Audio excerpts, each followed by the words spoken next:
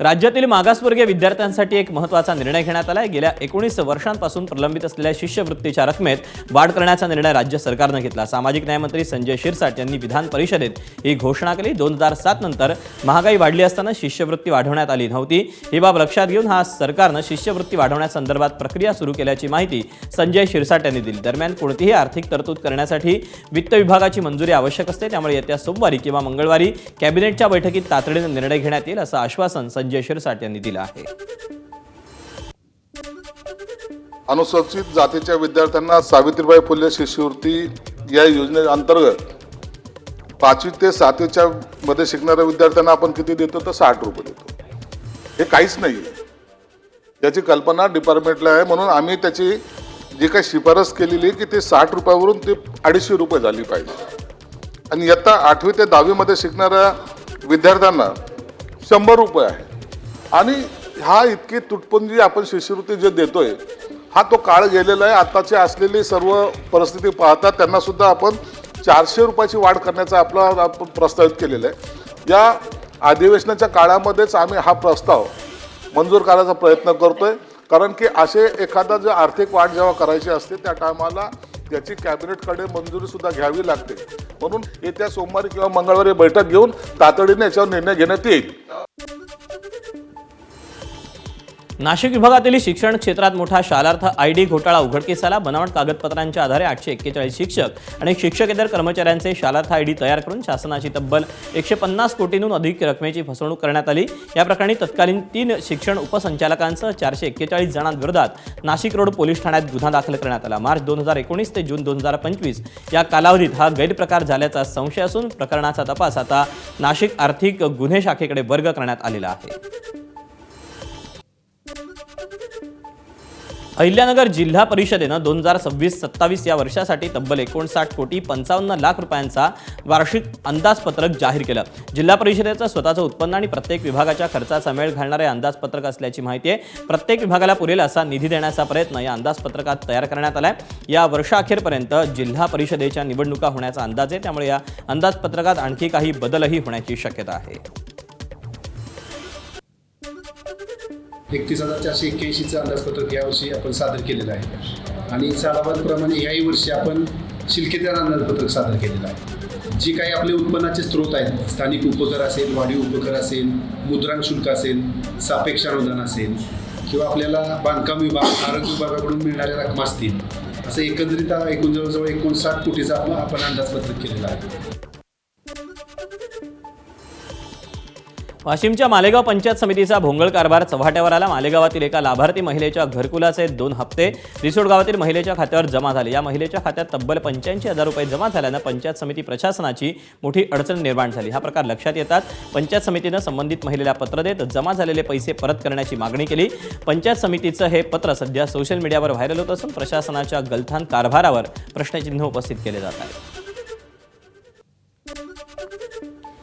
चंद्रपुरात गेल्या 10 दिवसांपासून अन्नत्याग आंदोलन करणारे ज्येष्ठ पर्यावरणवादी कार्यकर्ते बंडू धोत्रे यांनी आंदोलन अखेर मागे घेतलं। चंद्रपुरातील जिल्ह्यातील लोहार डोंगरी भागातील खाणीला सरकारनं काल स्थगिती दिली होती, मात्र जोपर्यंत राज्य वन्यजीव सल्लागार मंडळानं दिलेली परवानगी रद्द होत नाही तोपर्यंत उपोषण मागे घेणार नाही अशी अट बंडू धोत्रेंनी ठेवली होती। दरम्यान पालकमंत्री अशोक उईकेंनी राज्य वन्यजीव सल्लागार मंडळाची परवानगी पुढील बैठकीत रद्द करण्याचं आश्वासन दिल्यानंतर बंडू धोत्रेंनी उपोषण मागे घेतलं। चंद्रपूर जिल्ह्यातील ब्रह्मपुरी तालुक्यात प्रस्तावित लोहार डोंगरी लोहखान प्रकल्पाची वन्यजीव विषयक परवानगी नाकारण्यात यावी या अनुषंगाने आणि सोबतच जिल्ह्यातील वाढता वाघ मानव संघर्ष या निवारणाच्या जवळपास प्रलंबित 16 मागण्या या सर्व 17 मागण्यांना घेऊन या ठिकाणी अन्नत्याग सत्याग्रह सुरू होतं। आज 10वा दिवस होता आणि आज 10व्या दिवशी शासनातर्फे त्याची दखल घेण्यात आलेली आहे। त्यामध्ये महत्त्वाचं ज्या मागण्या होत्या त्या मागण्याच्या अनुषंगाने लेखी उत्तर देण्यात आलेलं आहे आणि आजचं उपोषण जे आहे माननीय पालकमंत्री डॉक्टर अशोकजी उईके यांच्या हस्ते हे उपोषण सोडवण्यात आलेलं आहे। बंडू धोत्रे यांनी अन्नत्यागाचा आज 10वा दिवस आहे। त्यांची मागणी रास्त आणि संविधानिक असल्यामुळे महाराष्ट्राचे मुख्यमंत्री देवेंद्रजी फडणवीस यांच्या नेतृत्वात त्यांनी दिलेल्या सूचनेप्रमाणे शासन आणि प्रशासन मिळून आज उपोषण मागे घेण्यात आलेलं आहे.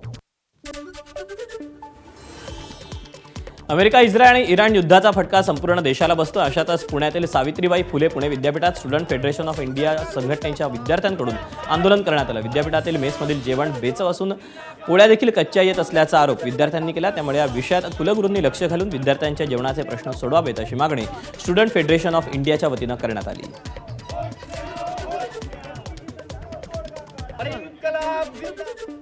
आणि कॅन्टीनमध्ये जे इराण आणि अमेरिकेचं जे युद्ध सुरू आहे त्या युद्धाचा थेट परिणाम आपल्याला होताना दिसतोय. चपात्याही कच्च्या दिल्या जातात. त्याचबरोबर भाजीची जी काय चव आहे ती पूर्णपणे न शिजवल्यामुळे ती पूर्णपणे म्हणजे बेचव झालेली आहे. आणि या सगळ्या पार्श्वभूमीवर आज आम्ही स्टुडंट्स फेडरेशन ऑफ इंडिया विद्यार्थ्यांच्या वतीनं आम्ही हे आंदोलन करतोय. आमची एकच मागणी आहे की सावित्रीबाई फुले पुणे विद्यापीठातील जे काही कुलगुरू आहेत या पदावरती तर कुलगुरूंनी या संकटावरती भूमिका घेतली पाहिजे. राज्यातील गड किल्ल्यांचं संवर्धन व्हावं या मागणीसाठी आणि या संवर्धनासाठी गडकोट विकास महामंडळाची स्थापना व्हावी या मागण्यांसाठी तुळजापूर शहरात जागर प्रतिष्ठानच्या वतीनं उपोषण सुरू आहे. या उपोषणाला पाठिंबा म्हणून बीडच्या गेवराई माजलगाव राष्ट्रीय महामार्गावर जागर प्रतिष्ठानच्या वतीनं टायर पेटवून घोषणाबाजी करण्यात आली. यावेळी जागर प्रतिष्ठानचे पदाधिकारी आणि कार्यकर्ते उपस्थित होते. दरम्यान या आंदोलनामुळे बराच वेळ वाहतूक ठप्प झाली होती. स्थानिक पोलिसांच्या मध्यस्थीनंतर वाहतूक हळूहळू पूर्वपदावर आली. आमदार रोहित पवार लवकरच तेलंगणाचे मुख्यमंत्री रेवंत रेड्डी यांची भेट घेण्यासाठी हैदराबादला जाणार आहेत. अजित पवार यांच्या विमान अपघात प्रकरणाबाबत माहिती घेणं आणि सखोल चौकशीची मागणी करणं हा या भेटीचा मुख्य उद्देश असल्याची माहिती मिळते. टीडीपी पक्षावर करण्यात आलेल्या आरोपांच्या पार्श्वभूमीवर ही भेट महत्त्वाची मानली जाते. या घडामोडींमुळे महाराष्ट्राच्या राजकारणातही नव्या हालचालींना वेग येण्याची शक्यता वर्तवली जाते.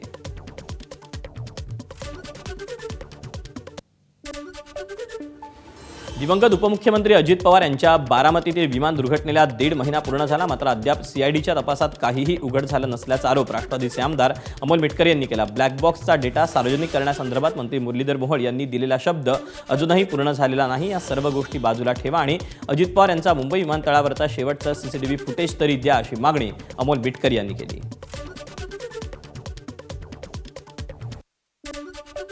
पोलीस स्टेशनमध्ये कुठेही महाराष्ट्रात तक्रारी दिल्या गेल्या पण FIR झालेला नाही.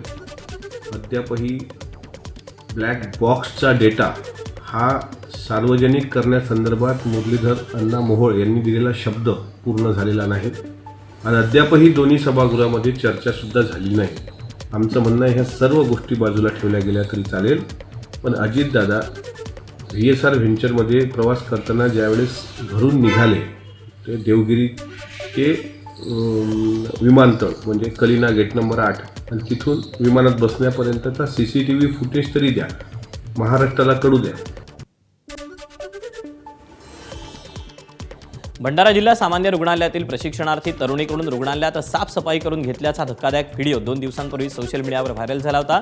या प्रकाराची गंभीर दखल घेत जिल्हा शल्य चिकित्सक डॉक्टर संदीप गजभिये यांनी चौकशी समितीची स्थापना केली होती. चौकशी अहवालात दोषी आढळलेल्या 4 कारवाई करण्यात आली असून 3 अन्यत्र बदली करण्यात आली, तर एका महिला कर्मचाऱ्याला कारणे दाखवा नोटीस बजावण्यात आली आहे. परिचारिका विद्यालयाच्या रेखा मेश्राम यांच्यासह 2 चतुर्थ कर्मचाऱ्यांचा यात समावेश आहे.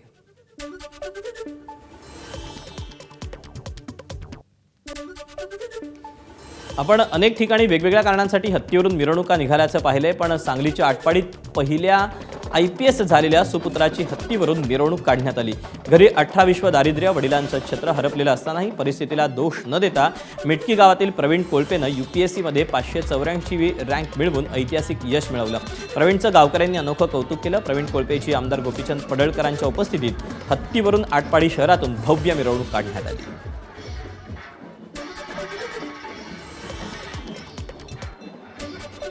आता आमची नवीन पिढी प्रतिकूल परिस्थिती असली तरी शिक्षणाच्या बाबतीमध्ये अत्यंत सतर्क आहे आणि त्यातलाच एक भाग आमच्या मिटकी गावचा सुपुत्र प्रवीण कोळपे अत्यंत प्रतिकूल परिस्थितीत IPS होतोय याचा मनस्वी आनंद आमच्या सर्व आटपाडीकरांना झालेला आहे. आणि म्हणून आटपाडीकरांनी ठरवलं की प्रवीणची मिरवणूक हत्तीवरून काढायची. प्रवीणचा आदर्श घेऊन आणखी काही मुलं आमची UPSC करतायत, दिल्लीमध्ये अभ्यास करतायत, काही घरी करत असतील, काही पुण्यात करत असतील, तर त्या मुलांना पण यामध्ये यश यावं अशा पद्धतीची भावना या आजच्या या कार्यक्रमानं नक्की निर्माण होईल. अमेरिका, इस्रायल आणि इराणच्या युद्धामुळे भारतात एलपीजी सिलेंडरचा तुटवडा निर्माण झालाय. पंतप्रधान नरेंद्र मोदींनी 2018 मध्ये गटारातून गॅस बनवण्याचं एक वक्तव्य केलं होतं. सध्या देशात निर्माण झालेल्या एलपीजी गॅस टंचाईच्या पार्श्वभूमीवर हे जुनं वक्तव्य पुन्हा चर्चेत आलं. पंतप्रधानांच्या याच वक्तव्यावरून खासदार संजय राऊत यांनी भाजप आणि पंतप्रधान मोदींना टोला लगावला. मिठी नदी नाल्यात जगातील सर्वात मोठा नैसर्गिक गॅसचा भांडार सापडलाय. भाजपनं त्याला तात्काळ राष्ट्रीय संपत्ती घोषित करण्याची मागणी केली. आता एलपीजी फ्री मिळणार, फक्त नाक बंद ठेवून श्वास घ्या असं म्हणत राऊतांनी टोला हाणला.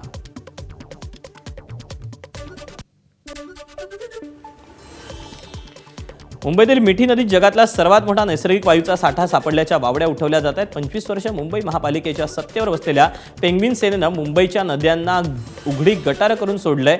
हा तर यांच्या अकार्यक्षमतेचा आणि वसुलीचा विळखा असल्याचं म्हणत महापौर ऋतू तावडेंनी ठाकरेंच्या शिवसेनेवर हल्लाबोल केला.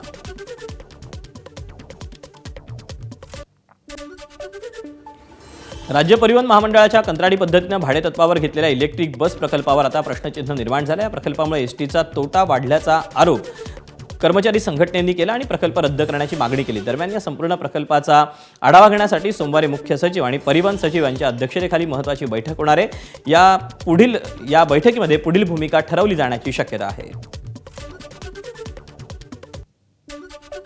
एसटी महामंडळाकडून आता EV बसचं जो प्रकल्प होता तो गुंडाळण्याच्या तयारीमध्ये आहे.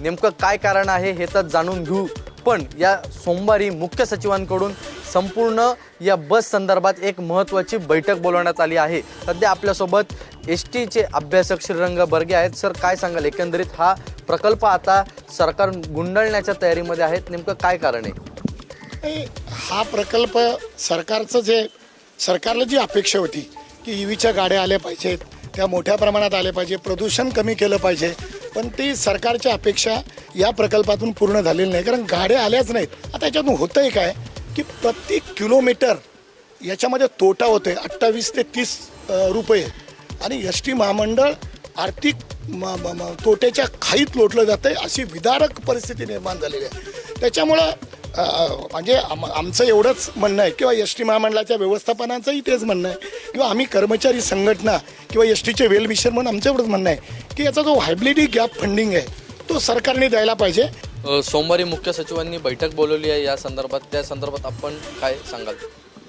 मला असं वाटतंय, माझी मुख्य सचिवांना आपल्या माध्यमातून आणि सरकारला आपल्या माध्यमातून विनंती आहे की तुम्ही बैठका घेऊन काहीही होणार नाही.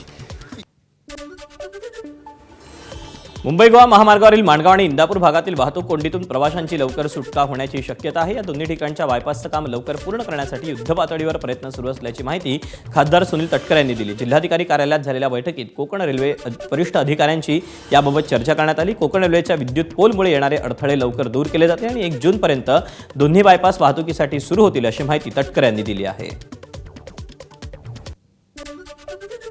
उरलेल्या कामांची अडचण एकाची 15 दिवसात दुरुस्त होईल आणि एकाची महिनाभरात दुरुस्त होईल. त्यामुळे असा प्रयत्न आहे की कुठल्याही परिस्थितीमध्ये 1 जून पर्यंत तो बायपासचं काम पूर्ण करून त्याच्यातून वाहतूक सुरू करायची त्यातून आज त्या ठिकाणी आदेश दिलेले आहेत.